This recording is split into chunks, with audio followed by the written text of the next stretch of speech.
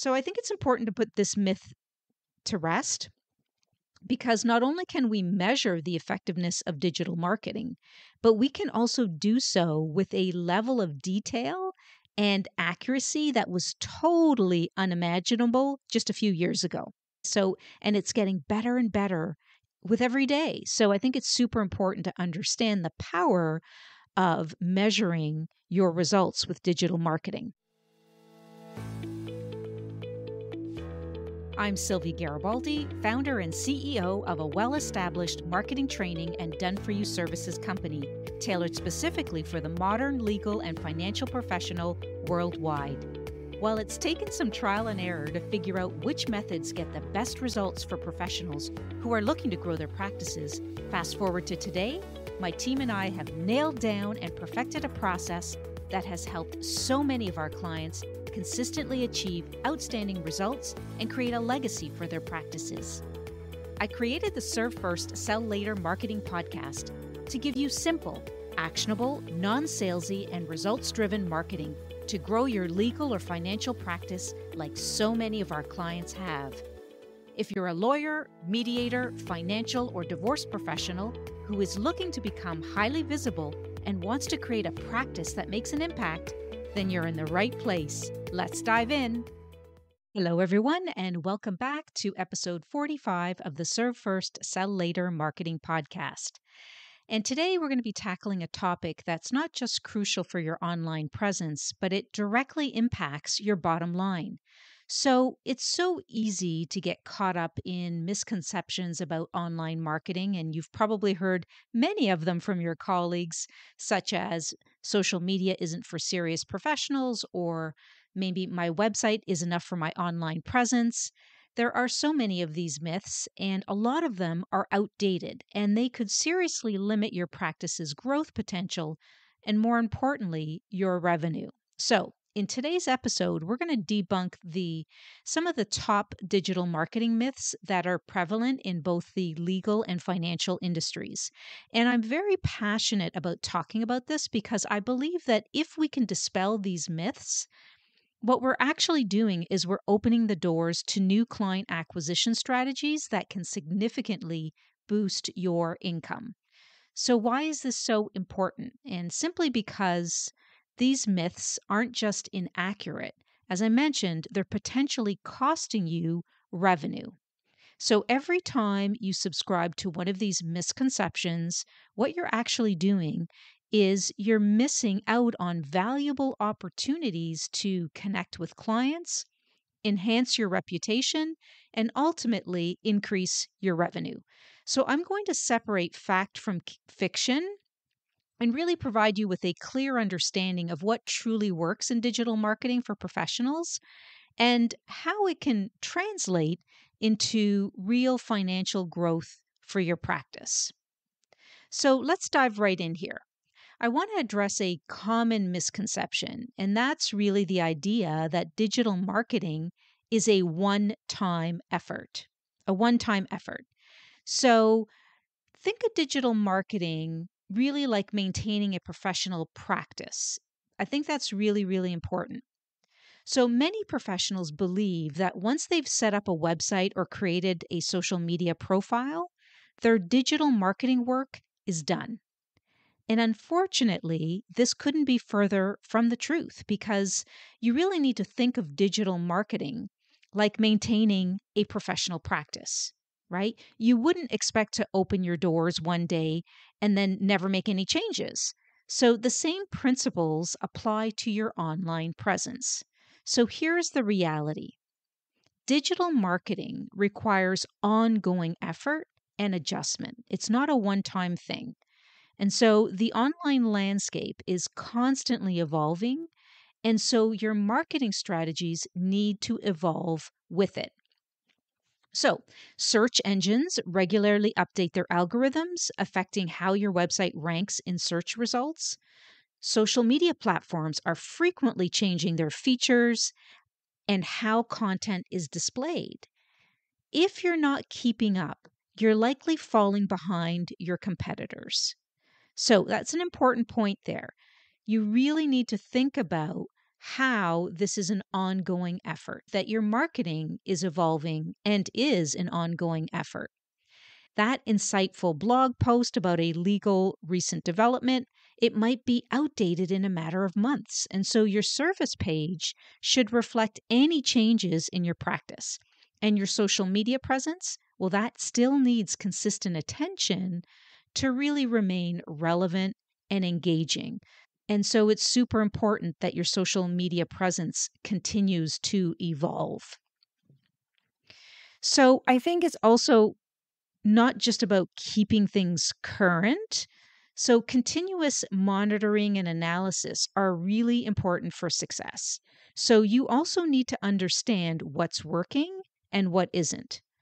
So, for example, are your blog posts attracting readers? Is your LinkedIn profile connecting you with potential clients? So, without an ongoing assessment, you're essentially operating in the dark. And so, the good news is that embracing digital marketing is an ongoing process and it can yield significant benefits. We see it time and time again with our clients. So it really allows you to build relationships, establish trust, and position yourself as an authority in your field. And I think that's really important. So remember that there's no finish line here, right? It's an ongoing journey of adaptation and improvement and really experimentation as well to see what works and what doesn't. But I think that by committing to this process, you're not just maintaining your online presence, you're actually actively growing your practice and you're staying ahead in what we all know is an increasingly competitive field. So, myth number two is really all about the belief that having a website is enough for a strong online presence. So, the reality is it's not. While having a website is certainly important, it's like your digital business card, it really is just the starting point.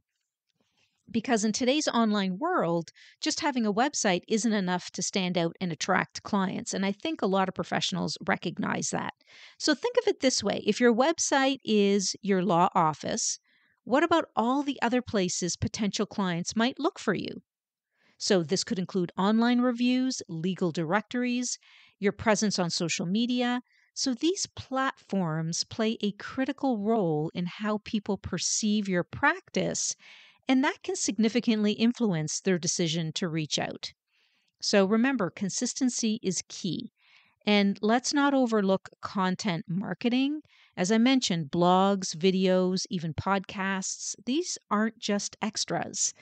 They're powerful tools that can enhance your visibility online and ultimately showcase your expertise in your field. Number three is the idea that digital marketing is only about generating leads.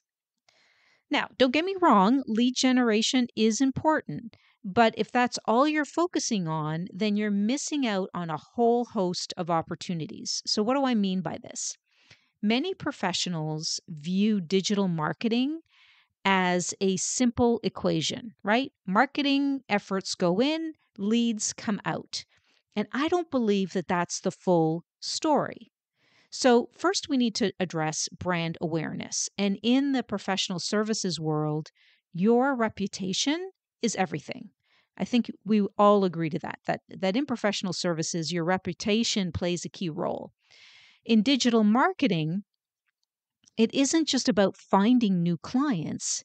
It's about making sure that when someone thinks, oh, I need a lawyer, you want your name to pop into their head. So it's about being recognizable, trustworthy, and top of mind. But I don't think it stops there because digital marketing is also a powerful tool for enhancing client satisfaction and retention. So think about it. Your existing clients are already sold on your services. So using digital channels to keep them informed, engaged, and really feeling valued can turn them into lifelong clients and enthusiastic referrers.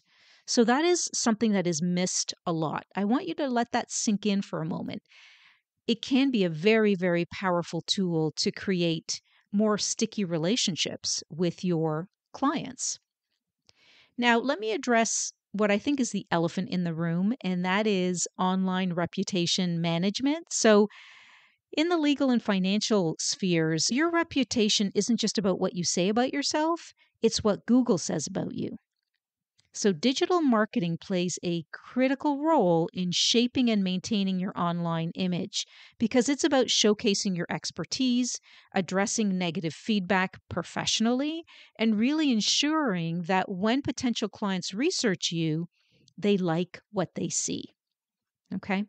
So, while lead generation is certainly a part of digital marketing, it's really far from the whole picture because it's about building relationships, establishing trust, and creating a strong positive presence in the digital world. And I think it's important to remember that in the legal, mediation, and divorce services arena, trust is the currency. And in the digital realm, that currency is really built through consistent strategic marketing efforts that go well beyond just generating leads. All right, moving on to myth number 4. So, myth number 4 could be silently damaging your practice, and that is the belief that you don't need to respond to online reviews. So let's be clear, ignoring your online reviews is like ignoring a ringing phone in your office. You're missing out on some important conversations about your practice. Now, I know what some of you might be thinking. You might be thinking, well, I'm a professional, not a restaurant, so why should I care about online reviews? Well, let me share with you why this is really important. First and foremost, online reviews, they can have a significant impact on your reputation and future sales. So, in today's digital space, potential clients often turn to the internet before they even think about picking up the phone. So, they're looking for social proof, they're looking for evidence that you're as good as you claim to be. And so, online reviews are essentially your digital word of mouth. Okay. But here's where it gets interesting. It's not just about having good reviews, it's how you respond to reviews, both positive and negative, and they can speak volumes about your practice. So when you respond to a positive review, you're showing appreciation and reinforcing a good relationship. Because when you address a negative review professionally and constructively, you're demonstrating your commitment to client satisfaction. So both actions build trust, not just with the reviewer, but with everyone who reads that exchange. Now, let's talk about proactive review management because this isn't just about damage control, it's about actively shaping your online presence. So, encouraging satisfied clients to leave reviews, addressing concerns promptly, and really showcasing your best feedback, I think that can significantly improve your overall online image. So, it's important to remember that reputation is everything. And so, your online reviews are really a key part of that reputation. And I think if you're ignoring them, it's like getting someone else to write your biography without your input. So the next time you're tempted to dismiss an online review, I want you to just stop and consider the opportunity that it actually presents because it's a chance to engage with clients, demonstrate your professionalism, and really shape how potential clients are going to perceive your practice. And it's important not to fall into the trap of thinking online reviews don't matter because they do, perhaps even more than you realize. So I want you to think about how can you embrace these as a valuable tool in your digital marketing arsenal because in the end, how you handle your online reputation could be the difference between a potential client choosing you or your competitor. So I would think about that very carefully and have a plan in place on how to address this. Okay, moving on to myth number 5, and that is the belief that we can't measure the effectiveness of our online efforts. So, how do we put this myth to rest? I guess is the question. And I really understand where this myth comes from because in the traditional world of marketing, it was often difficult to pinpoint exactly how a client found you. Um, was it an expensive billboard? Was it a referral from another client? Or maybe it was your ad in the yellow pages. Yes, remember the yellow pages for those of you that remember that? But here's the thing. Digital marketing has changed the game entirely. Not only can we measure our efforts, but we can also do so with a very good level of precision. So, first, we have website analytics. So, we have tools like Google Analytics that can tell you not just how many people visited your site, but where they came from, what pages they looked at, and how long they stayed. So that's super, super important. It's like having a security camera that really just tracks every move of a potential client.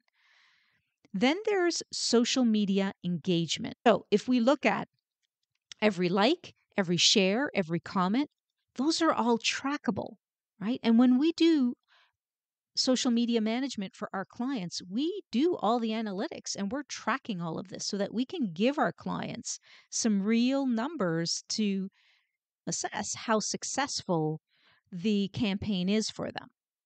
But what about lead generation? I think that's absolutely measurable as well. Okay. You can track how many people fill out your contact form, download your ebook, or sign up for your newsletter, just as some examples. So each of these actions is a potential client raising their hand and saying, "Hey, I'm over here and I'm interested." Now, I know what some of you might be thinking. That's all well and good, but how does this translate into actual clients? And I think that's a great question. With the right setup, you can actually track the entire journey from the first click on your website to the moment that a lead becomes a client. And so it's like following the paper trail in a complex case. Every step is documented. So the real power comes when you start making data driven decisions. So by analyzing these metrics, you can optimize your marketing strategies. We know that for a fact. So maybe you discover that your blog posts about divorce are getting more engagement than your posts on custody issues. Or maybe you find that the emails that you send on Tuesday mornings have a higher open rate than the ones that you send out on the weekend. Okay. So this information is really gold for refining your approach. And it's super, super important to use these tools to help you make more informed decisions. So I think it's important to put this myth to rest because not only can we measure the effectiveness of digital marketing, but we can also do so with a level of detail and accuracy that was totally unimaginable just a few years ago. So, and it's getting better and better with every day. So, I think it's super important to understand the power of measuring your results with digital marketing.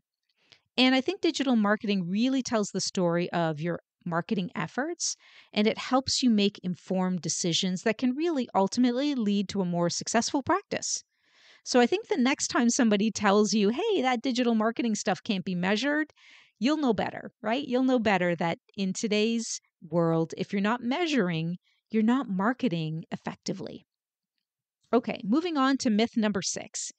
So, this one is a myth that I think has been holding back many solo practitioners and small law firms and other professional firms from really embracing digital marketing because it's the belief that effective digital marketing is simply too expensive for smaller practices. So, I want to acknowledge, first off, where this myth comes from. So, when you see a big law firm or a large financial institution with flashy websites and slick advertising campaigns, it's so easy to assume that digital marketing requires deep pockets. But here's the truth: effective digital marketing isn't just about how much you spend, it's about how smart you are with your resources. So let me break this down. Many digital marketing strategies are not only cost effective, but they're also really scalable.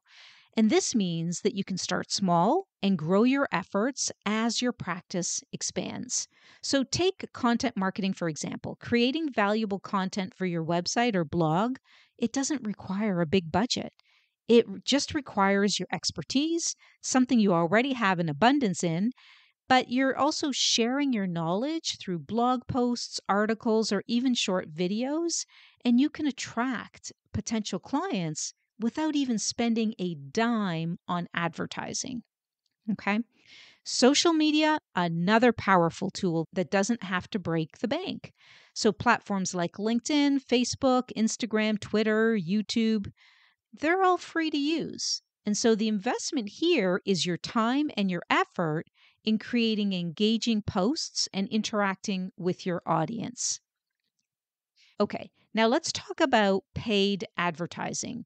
So you can spend a lot of money here, but I think the beauty of digital advertising is that it's highly targetable and measurable. So this means you can start with a small budget, see what works and adjust accordingly. And it's just like taking on any kind of case where you're investing resources where you see the potential for return. So, the key to making digital marketing work for small practices is really just to focus on targeted strategic efforts. You don't need to be everywhere all at once. So, a lot of prospects are always asking that question: should I be here? Should I be there? Just choose a couple of places, choose the platforms and strategies that make the most sense for your practice area and your target clients. And remember that marketing is not a one size fits all proposition. What works for a large firm might not be the best approach for a solo practitioner. We know that. So, the goal is to find the strategies that work for you and your budget. So let's put this myth to rest, because digital marketing is not too expensive for small practices. And in fact, they should be engaging in it in order to get the results that they're looking for. And I would also add that it can be one of the most cost effective ways to grow your firm, because with the right approach, you can compete with larger firms and reach potential clients who might never have found you otherwise. So start small, focus on providing value, and really be strategic in your efforts. And I think you might be surprised at how much you can accomplish even on a modest budget. So, we've tackled some of the most common myths in digital marketing for legal and financial industries. And I think that these misconceptions, like thinking digital marketing is a one time task, or believing that just having a website is enough, these are more than just myths. They're barriers that can actually limit your potential for growth and revenue. But I think here's the good news: by busting these myths, you've taken the first step toward really looking at new opportunities for your practice. So I want to leave you with knowing that digital marketing is not a mystery. Okay, it's not a mystery. It's a strategic tool that, when used consistently and wisely, can really lead to increased client acquisition. It can lead to better client retention and a stronger reputation. And remember, it doesn't have to be expensive or complicated to be effective. You just need to stay committed. You need to stay adaptable and continuously optimize your efforts. So, I really encourage you to take what we've discussed today and apply it. Start small if you need to, but please, please take some kind of action, whether that's refreshing your website, engaging more on social media, or simply responding to online reviews, because every step counts.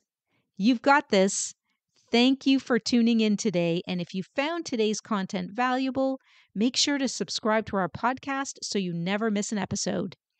Have a great day and see you soon.